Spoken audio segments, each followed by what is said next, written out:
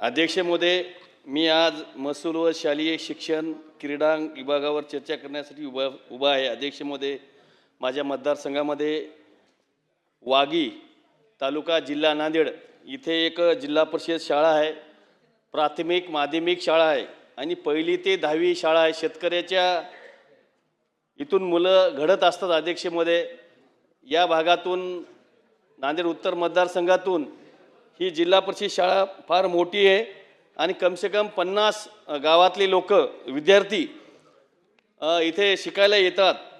आणि अध्यक्ष महोदय, मला एकच सांगायचे की या शाळेमध्ये रस्त्यावर असल्यामुळे, मुख्य रस्त्यावर असल्यामुळे मी स्वतः शाळा वागीच्या गायरांमध्ये उभारलेली आहे।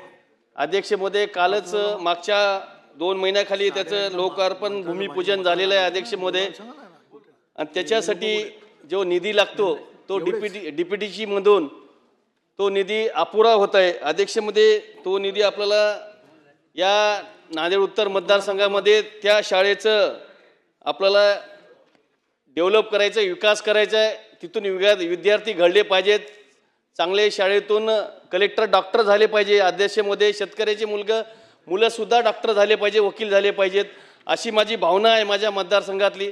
अध्यक्ष, मला मंत्री महोदयाला एकच सांगायची की ही जी शाळा आहे ही 50 गावासाठी विद्यार्थ्यांसाठी शाळा आहे। त्याच्यामुळं मला या शाळेसाठी 110 मुलाचं तसेच 110 मुलीचं निवासी क्रीडांग, प्रबोधिन हॉल, स्विमिंग पूल तसेच खेळाचे मैदान उभारण्यासाठी एक निधी उपलब्ध करून देऊ अध्यक्ष महोदय। यासाठी दुसरा एक माझ्या मतदारसंघामध्ये क्रीडांग स्कूल, क्रीडांग जे सुविधा आहेत अपुऱ्या माझ्या मतदारसंघामध्ये, त्याच्यामुळं क्रीडांग स्कूल उभारण्यासाठी सुद्धा क्रीडांग मंत्र्यांनी याच्यात लक्ष घालावे अध्यक्ष महोदय।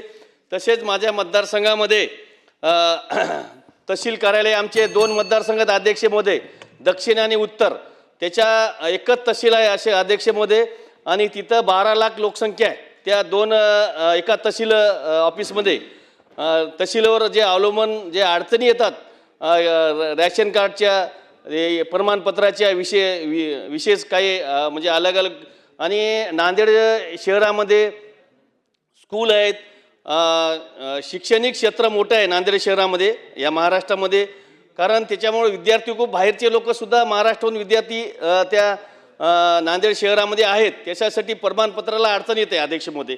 त्याच्यामुळे मागच्या वेळेस महसूल मंत्र्यांनी कॅबिनेटला अपर तहसील एक मंजूर केले, त्याच्यामुळं अपर तहसील मंजूर अडचण येणार आहे अध्यक्ष महोदय, कारण 2 तहसील झाले पाहिजे।